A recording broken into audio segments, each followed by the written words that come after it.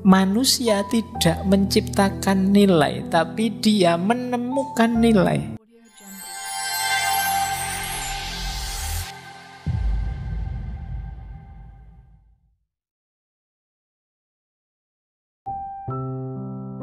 Jadi nilai itu objektif. Objektif itu berarti tidak tergantung pada subjek. Jadi objeknya bisa berbunyi sendiri. Tergantung pada subjek itu mengikuti keinginannya subjek. Ya contohnya objektif itu misalnya saya bilang meja kecil ini taplaknya warnanya hijau. Ini kan namanya objektif. Siapapun yang melihat asal tidak buta warna akan bilang ini hijau. Ini secara objektif warnanya hijau. Subjek tidak bisa mempengaruhi. Kamu tidak bisa bilang, itu kan pandangan bapak saja. Pokoknya menurut perspektif saya, ini warnanya coklat misalnya ya. Kamu diketawain orang. Ini sisi objektif. Ketika subjek tidak ikut mempengaruhi. Jadi kalau ada yang tanya, Pak, objektivitas itu ada? Kah? Ada. Contohnya sederhana ini tadi. Mbok kamu tanyakan pada orang Amerika, orang India, orang Yahudi, orang apalah itu, jawabnya ya sama, ini warnanya hijau. Jadi mau tidak mau ya kamu harus bilang ini hijau. Itu yang disebut objektif. Jadi subjek tidak bisa mengintervensinya. Nah, nilai menurut Seller juga begitu. Tidak tergantung pada subjek. Bandingkan misalnya dengan rasanya teh kalian atau kopi kalian. Itu cukup enggak manisnya? Kalau ini tergantung subjek. Ada yang bilang kemanisan, Pak.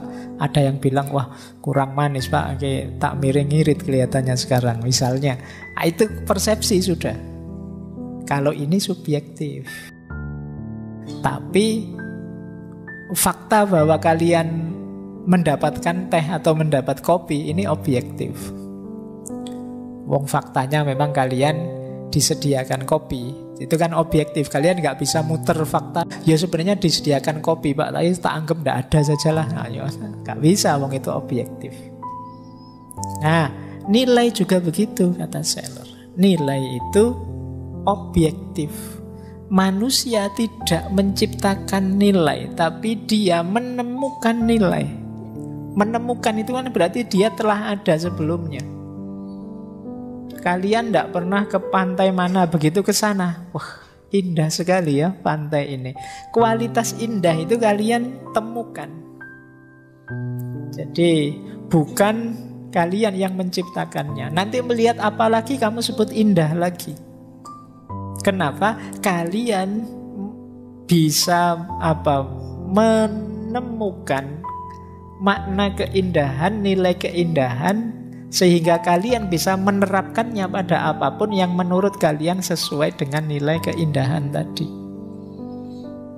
Bukan kok, wah tadi lihat pantai sana kamu bilang indah, ganti pantai kok masih kamu bilang indah. Kamu tidak konsisten. Yang indah yang mana sebenarnya? Loh, semuanya indah. Kenapa? Kita punya. Jadi dalam diri kita nilai keindahan, kita menemukannya dalam diri kita. Jadi dia tidak nempel pada barangnya, tapi kita temukan melalui intuisi kita identitas keindahan itu.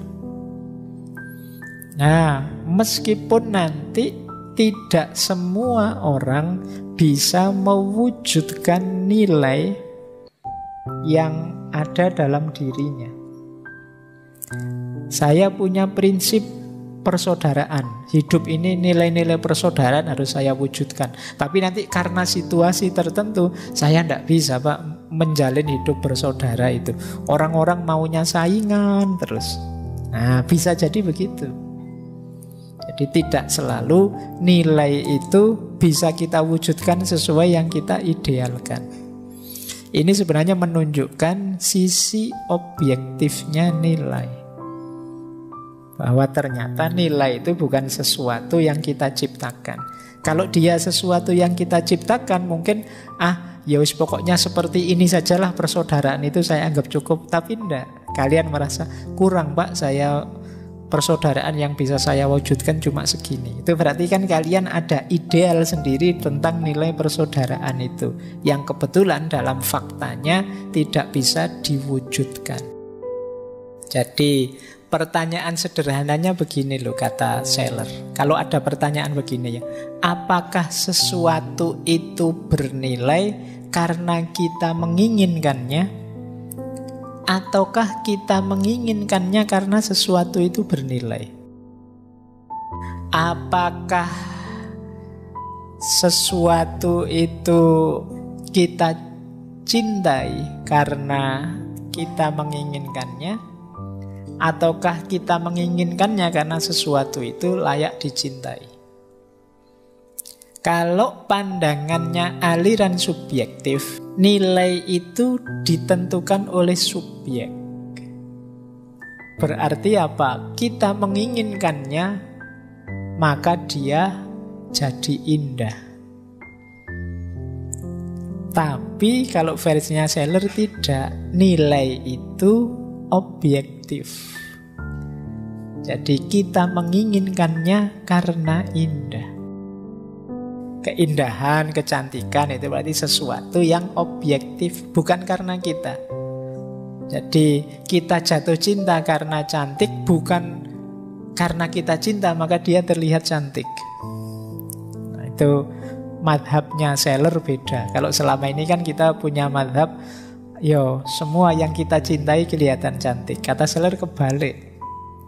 Karena dia punya kualitas cantik maka kita cintai. Ini bagi saya lebih realistis ya.